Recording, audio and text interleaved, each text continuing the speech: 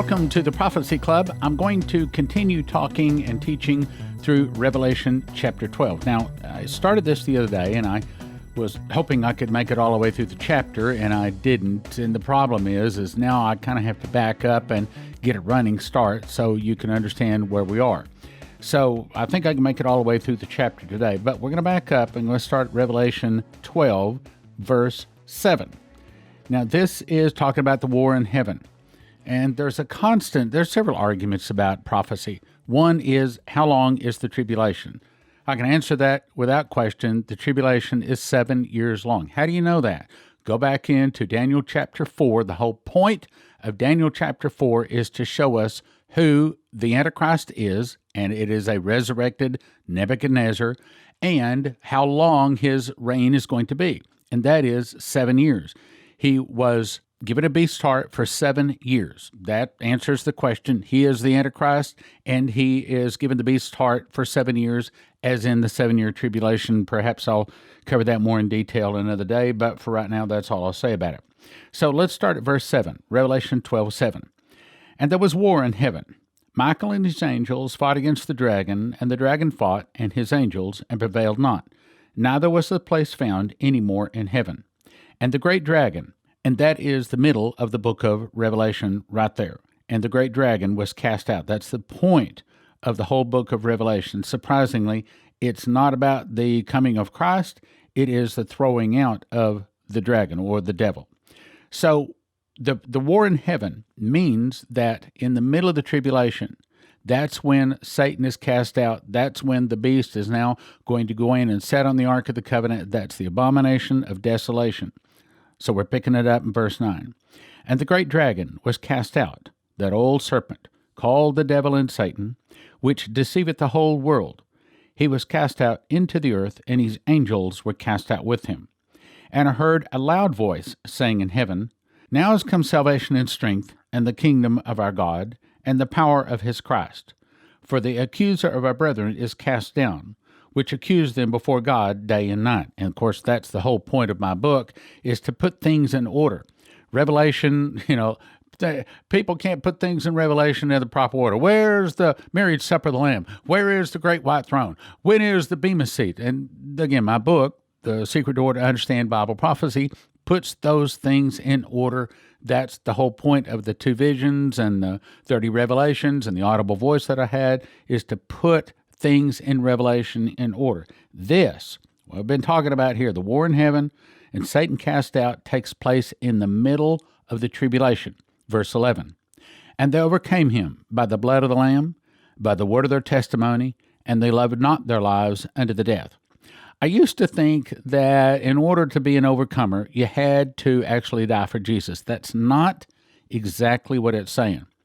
And they overcame him by the blood of the Lamb, means they accepted Jesus, and by the word of their testimony, which means that they could tell you what Jesus had done in their life. They didn't just ask him into the heart, but they had a testimony, and they loved not their lives unto the death, meaning that they were willing to die for Christ. Doesn't mean that they necessarily do.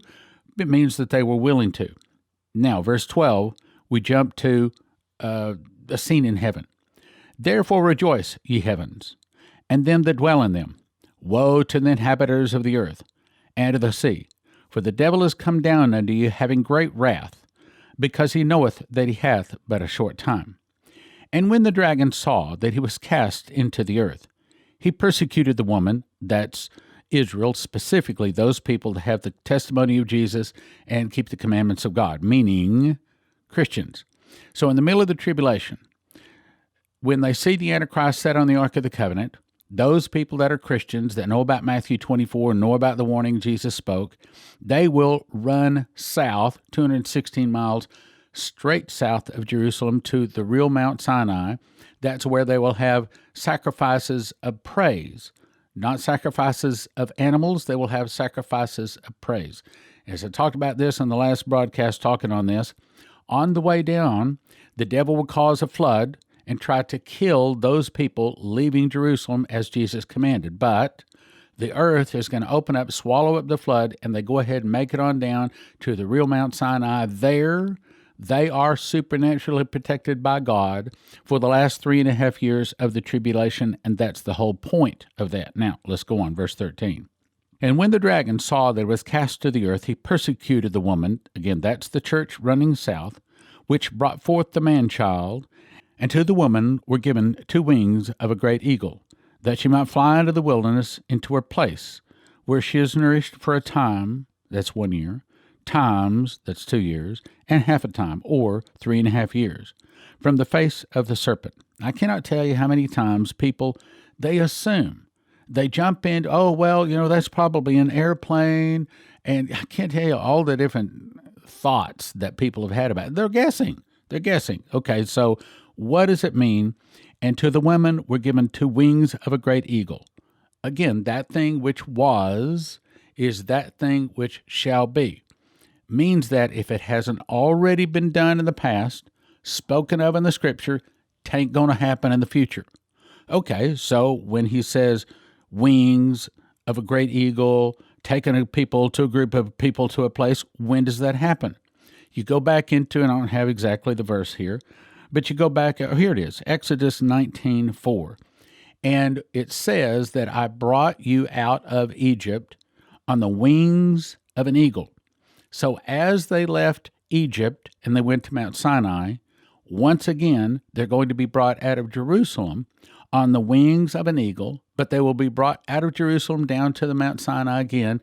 The difference is this is going to be Christians that will be offering sacrifices of praise, not sacrifices of animals. That's what it's talking about. So when it says, and the woman were given 2 wings of a great eagle, same thing. In other words, she is supernaturally protected as Christians. And if you ask me, I'm probably going to be one of those people because I plan to go there to build a land of unwalled villages. Probably at this time I'll be living in Jerusalem, but we will see. 2 wings of a great eagle, that she might fly into the wilderness to her place where she is nourished for a time, times, and half a time from the face of the serpent. One of the things that I want to do when we hit oil, anytime I say that, I have to give you a disclaimer, we cannot guarantee that we're ever going to drill for or find oil in Israel. But one of the things I want to do is when we hit oil in Israel, I want to build a land of unwalled villages. The land of unwalled villages is talked about in Ezekiel 38, starts at verse 11. It says, the land of unwalled villages, to them that are at rest, that dwell safely, all of them dwelling without walls, having neither bars nor gates, the desolate places that are now inhabited, upon the people that are gathered out of the nations, which have gotten cattle and goods that dwell in the midst of the land. This, I believe, is talking about the Christians and Jews. There are several scriptures that says in the last days that God is going to gather the Christians and the Jews. The very last verse of Ezekiel 39 says, and I will leave none of them there, meaning every Jew on the planet of the earth will move back to Israel for the last days, and most of the Christians will leave and move back there as well. One of the things I want to do when we go over there and when we drill and hit oil, I want to be able to present to Israel and say, okay, let's make a deal. You want the oil? I want land. So, of course, at this time, Israel is going to emerge out of World War III, the great victory. You remember that the fall of America starts with the internal revolution, and then Russia attacks, and then all of the other nations goes down to attack Russia. And that's all in World War III. And Russia is defeated. She's back to the gates of Paris where they sign a peace treaty. But Israel emerges World War III, the great victor. The Bible says she will get back all of her land. That is from the Nile all the way over to the Euphrates. That includes most all of what is today Jordan and Iraq, about 2/3 of Iraq, and probably also included Saudi Arabia. Why do I say Saudi Arabia? Because not only was Abraham told, I will give you the land that the sole of your feet walks on, he also said that to Moses. Well, Moses walked all over Saudi Arabia. That's what the Bible calls the wilderness. Today we call it a desert or Saudi Arabia. How do we know this? Well, when Ron Wyatt was following the footsteps of the Hebrew or Baru or the children of Israel, whatever you want to call them, He said, as he's walking through the desert, and of course, you may be saying, wait, how can he follow a bunch of people walking through sand in the desert? He said, actually, it was not all that difficult. He says, because when you have 3 million men, not counting their women or the children or their cattle or their goats or their sheep or whatever it was, he says, as they have that many people walking through the desert, he said, things break. Pottery breaks. And he said, and of course, in that it is the desert, if you dropped it there 3,000 years ago, it's still there in the same condition today. He said, so actually it wasn't difficult to follow them as they walked through the desert. And he said, but what I kept noticing is on these rocks and various things, I kept seeing this strange drawing.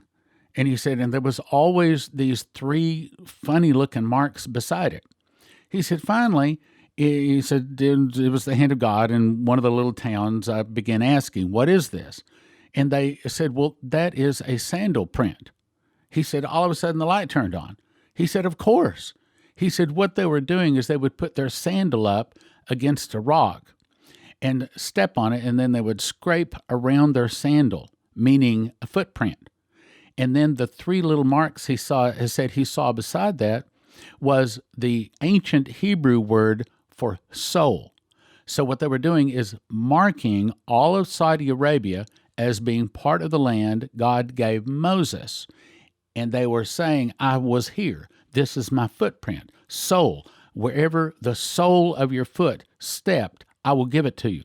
And he said he found those all over Saudi Arabia. Now, he didn't find anything down in southern Saudi Arabia, so it may be that land is not going to be given to Israel. But I can almost guarantee you that the real Mount Sinai, which is, again, 216 miles straight south of Jerusalem, if you want to know this information, you can go to, I think it's Ron Wyatt Museum. You can also look up Jim and Penny Caldwell. They have a website too, Jim and Penny Caldwell. Leslie and I spent the whole weekend with them in their personal home. They showed us, like 2 stones that they believed were grinding stones to grind the manna. They also showed us a couple of sticks that they said that were from 2 trees, that there were giant cedar trees. He said they were probably the biggest. He said they're so big you can see it from satellite. And he said that probably the reason these cedar trees were so old and lived so long, and even though they were in the desert, is because those probably were the trees that were on fire from the glory of God. They also showed us the split rock. Remember where Moses first struck the rock and water came out? Amazing things. Matter of fact, Jim and Penny Caldwell did most of the discoveries of Saudi Arabia. Now, Ron Wyatt brought them to light for most of the world to hear about. But Jim and Penny Caldwell were the ones that discovered them. Anyway, back to the land of unwalled villages. So when we go there, what I plan to do is go to 3 different locations, and we're going to pray over it. God gave me a dream of me praying over an area, and all of a sudden there was a real deep earthquake. And here, let me tell you the story. Here, I'll tell you what. Let me come back to that story. Let me finish the book of Revelation. I only got a couple more scriptures there. Then I'll come back to that story. We'll talk more about oil. Okay, so we're in verse 15, Revelation 12. And the serpent cast out of his mouth water as a flood after the woman, that he might cause her to be carried away of the flood. Meaning, as the Christians that do know their God and spot the abomination of desolation, they spot the Antichrist set on the Ark of the Covenant and proclaim himself God and stop animal sacrifice. When they see that, they're going to get out of Dodge. They're going to run, and they're going to run straight south. And when they run south, the devil is going to cause a great flood. But the earth will open up and help the woman. That's what it's saying. And the earth helped the woman, and the earth opened up her mouth and swallowed up the flood which the dragon cast out of his mouth. And the dragon was wroth with the woman, and went to make war with the remnant of her seed, which keep the commandments of God, and have the testimony of Jesus Christ. Meaning, so what happens is, when these Christians see the abomination of desolation spoken of by Matthew 24 by Jesus, they will then run south. They're told not to go back and collect their food or anything. Run south And it doesn't say south, but I believe they'll run south. I believe the Spirit of God is going to be guiding and directing them. But on the way down there, the devil sends a big flood trying to drown them all, and the earth causes a crack, swallows up the flood. Now, the dragon sees that God is supernaturally protecting these Christians, and so that's when the dragon is wroth with the woman. The woman is Israel here, and went to make war with the remnant of her seed. Now, why? Because those people that are Christians that read the New Testament, specifically Matthew 24, and understand what Matthew 24 is saying when it says, when you see the abomination of, spoken of by Daniel the prophet, stand in the holy place, don't come down off the housetop, don't pack, don't collect $200, don't pass go, or, I mean, that's not the scripture way to quote it, but the point is they are told to run. And I believe there's a very good possibility I will be among them, my wife and I, and those people that listen to Prophecy Club. I mean, I believe there will be a time that God will tell me, okay, tell the people. Matter of fact, I'll come back to that and talk about that too. Anyway, so the devil then goes back to Jerusalem, and he causes all the havoc he possibly can with all the Christians. This, of course, is... Now, he's already sat on the Ark of the Covenant. He's already called himself Christ or the Messiah or the Mahdi or whatever you want to call them at that time. And it says, and the remnant of her seed, meaning these are the people that didn't recognize the abomination of desolation, and they see the beast as the Antichrist. They didn't flee. So in Jerusalem, there's a lot of Christians, but there's also a lot of people that are not Christians that still haven't accepted Christ. And that's the reason it says, and the dragon was wroth with the woman, so he was angry with Israel, and then he went back to Jerusalem to make war with the remnant of her seed. That's the Jews. These are those, part of them at this point, do keep the commandments of God and have the testimony of Jesus Christ. But they did not read Matthew 24. They didn't understand that when the devil sits on the Ark of the Covenant and commits the abomination of desolation, that they need to run. So they didn't run, or they maybe knew about it, but they just didn't obey. And so they didn't run, so they're still in Jerusalem. Okay, so on the way down, the people that do know their God have the testimony of Jesus, keep the commandments of God. In other words, they believe in Jesus. They see and recognize the abomination of desolation. They run. And the devil sends a flood. The earth opens up her mouth, swallows up the flood. So then the devil, or the beast, then turns around and goes back to Jerusalem to cause havoc with the people that are left there. That's the reason that people say, oh, I want to be a remnant of Jesus. No, you don't. This is the remnant. It says here, with the remnant of her seed. You don't want to be remnant. You want to be an overcomer. I don't want to be a remnant. Remnant is the ones that didn't recognize the Matthew 24. They didn't recognize the abomination of desolation. Instead, they stayed in Jerusalem. They did not do as Jesus commanded them. Jesus told them, when you see the abomination of desolation spoken of by Daniel the prophet, run. They didn't do that. Consequently, they're left in Jerusalem. All right, now let me go back and talk about oil for a second. So I had this dream, and I could pull up the exact date, but I'm kind of talking here off the top of my head, so I'll just do it right now. But anyway, so I had this dream, didn't ask for it, had this dream that I was in a desert place, I believe it to be Israel, and I had a friend with me, but he was faceless in the dream. I didn't know who it was, and he was with me, and there was this big concrete block that once was an oil rig. See, I grew up in West Texas. I grew up in the oil patch. All the people, all my high school friends, college friends, they were all in the oil business. And so I'd been, I mean, in fact, I grew up with the pump jack literally walking distance from my house. It used to put me to sleep every night. Click, click. I can still make the sound today, click, click, as this pump jack is going. And I was just back at the house, I don't know, 4 or 5 years ago. It's still there. It's still there, still pumping. Anyway, so I know what it is when they have pulled a pump jack. I know what the ground looks like when crude oil has spilled into it. I know what a pipe sticking up. I know what an abandoned oil site looks like. I've seen lots of them. I grew up in the oil patch. Well, that's what it was. I saw this giant concrete block about 4 feet across, 2 feet high, and probably 8 to 10 foot long, and that's what they mount the pump jack on. Well, in this dream, all of a sudden I jumped up on this concrete block, and I pointed down into the earth, and I said, "There's oil coming out of there." And about that time, there was this real deep rumbling, like you could feel it and kind of sort of hear it. I don't know if you could maybe feel it more than you could hear it, but it was like a really, really deep rumbling. I could feel it and hear it, or maybe by the Spirit. It would happen real deep down into the earth, and then it got bigger and bigger, and all of a sudden, whoosh, there was about 6 or 8 that used to be dry, abandoned wells. All of a sudden, this oil squirted up about 18 to 20 feet into the air, and then all of a sudden, it just fell back silent. And I turned back to my faceless friend behind me, which I'll explain in a second, faceless friend behind me, and I said, "Oil just flowed into that formation. Quick, we've got to go down and file papers before they find out that oil just flowed into this formation."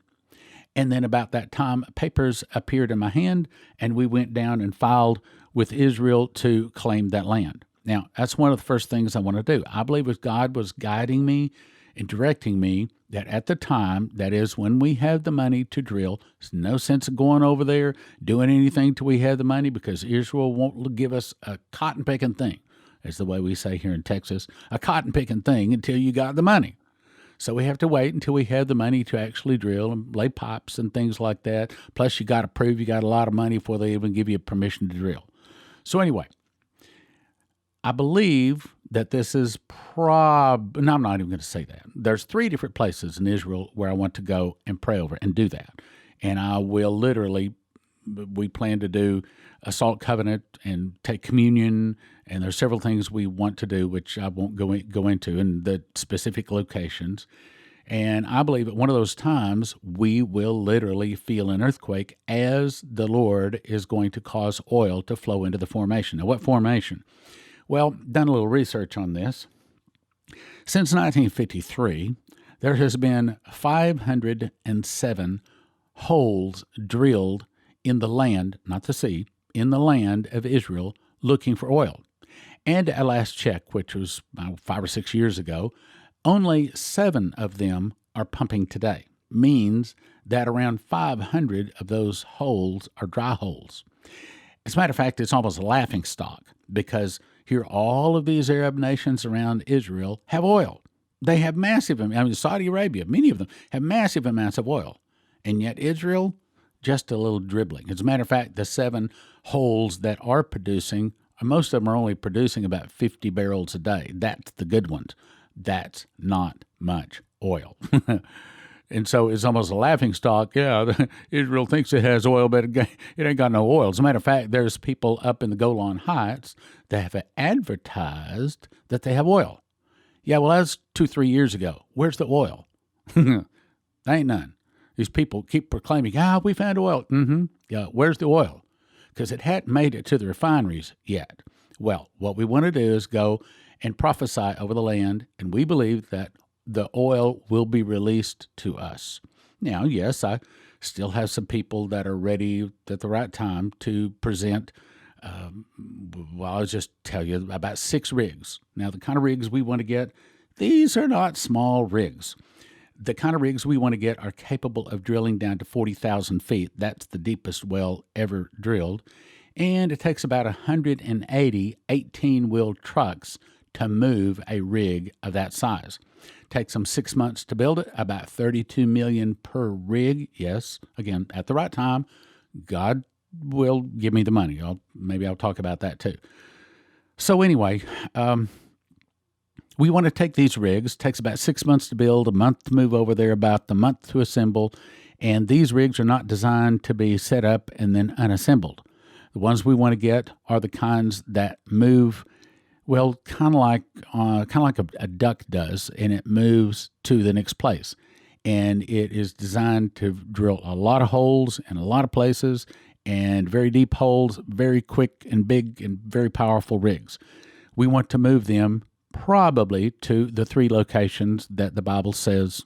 That's another thing I haven't told you, but I believe I found the specific scripture That is, as long as you have the correct map. And he showed me there's about 30 different maps. Here I am kind of telling you all my secrets here, but there's 30 different maps on the internet that tell you where the 12 tribes of Israel and what land was given to who. Problem is, only one of them is accurate. Well, again, God by revelation showed me which one and actually gives me scriptures to back it up and prove. I got all this in a PowerPoint that I've never recorded and never released. And at this point, it's only good notes for me, but I thought I would release the PowerPoint after we hit oil. So once we hit oil, then what I want to do is go to Israel and say, I want you to give me a large plot of land. And I want to be able to bring people back from around the globe, Christians and Jews. Matter of fact, we even got the right person to put on TV. I mean, all of these things God has directed us to do. So there's some very big things coming down the pike for Prophecy Club. Right now, I'd recommend the thing you need to do is get yourself informed. I believe my book, if I can be humble about it, my book, God gave me the wisdom and even the inclination to memorize the book of Revelation. It was all Him. And He gave me the 30 visions, the 30 revelations, 2 visions, and an audible voice. It's called The Secret Door to Understand Bible Prophecy. You need to get that book, and you need to read it probably several times, because I believe it is probably, if not the best book on Bible prophecy, obviously outside of the Bible. It is definitely one of them. And it's not because I'm smart, because I'll tell you right quick, I didn't know one thing that is in this book when I first started memorizing the book of Revelation back in 2017. All of this is given by the revelation of God. It is totally new information. And so far, of the over 10,000 books we've sold, no one has emailed me saying, oh, I already knew this. Not one. It's all new information. Why? Not because Stan is something special. It's because you are. It's because you are living in the last days, and I've told you, I've been called to build an end-time army of prophecy teachers working miracles. And that's the reason we are going to be getting the Sevenfold Miracle Crusade set up and going again. April 8th through 12th, go to sevenfoldmiraclecrusades.com. There it tells you all about it and how you can get signed up. And I can tell you that all of our staff is excited beyond belief, because we all know that this crusade is going to be bigger and better than the first crusade. Matter of fact, we were talking about it this morning, and I asked the staff, I said, do you think that we will see sevenfold miracles? I think I'm not even going to answer that question. I'm not even going to tell you what they said, but we had a very long and very good discussion about it. We think that we are very close to some very, very, very big global things taking place. And yes, part of them is the arrests. Part of them is a new financial system. We've kind of been talking about that. And oil fits into it big time. I believe the funds from the oil will finance us bringing back the Christians and Jews from around the world, building the land of unwalled villages in the south and the southwest part of Israel, the land that Israel will get after she wins World War III and gets back all of her land. So there's some big, big, big, powerful things just around the corner. But right now, I would say the thing you need to do is to go to prophecyclub.com. You can also order it at sevenfoldmiraclecrusades.com. I would say get signed up to be at the sevenfoldmiraclecrusades.com. And while you're there, also order my book. 1 for $20, 5 for $30, 10 for $55. 1 for $20, don't do that. You want to have extra copies to hand around. 1 for $20, 5 for $30, 10 for $55. And what I say is, if you'll read the first 13 pages, I believe you will start giving the book away to other people. And just for first 13 pages, you will say that this is an amazing book on Bible prophecy. I've got good news. We are going to offer the Sevenfold Miracle Crusade next year, April 8th through the 12th in 2020. Find out more about it by going to sevenfoldmiraclecrusades.com. sevenfoldmiraclecrusades.com. sevenfoldmiraclecrusades.com.